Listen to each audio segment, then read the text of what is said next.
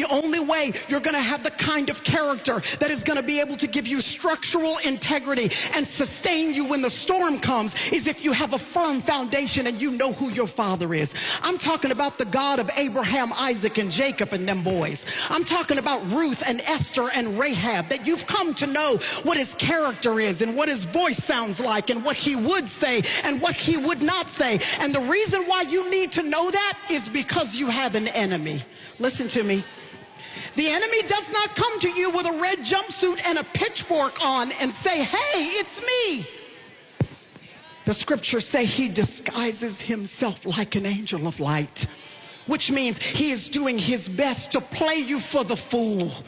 He's doing his best to look and sound as close to the truth of God, his voice to sound as close as possible to what it is that God's might sound like, so that he can confuse you. And if you have not taken time to get to know your Father, then you will be easily deceived. Just get to know who your Father is.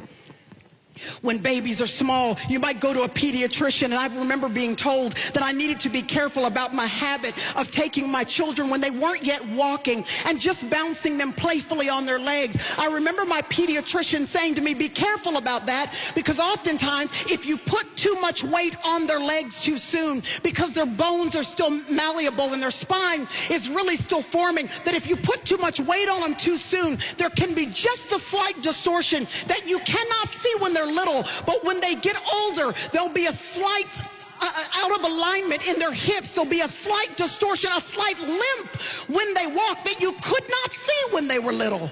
But you can see it when they grow up because there was too much weight put on them too soon. And y'all, we have a generation of Christians that are growing up too fast. Too much weight too soon. They're on their social media feeds teaching Bible study, and they don't even know who their father is. And you can't see the distortion in childhood. But when they grow up, there's a limp in their integrity.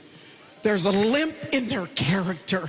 There's a skew in their thinking and their perspective and in their vision of what it is that the Bible is actually saying. And the reason why is because they aborted the process of just being a baby and getting to know who their father is.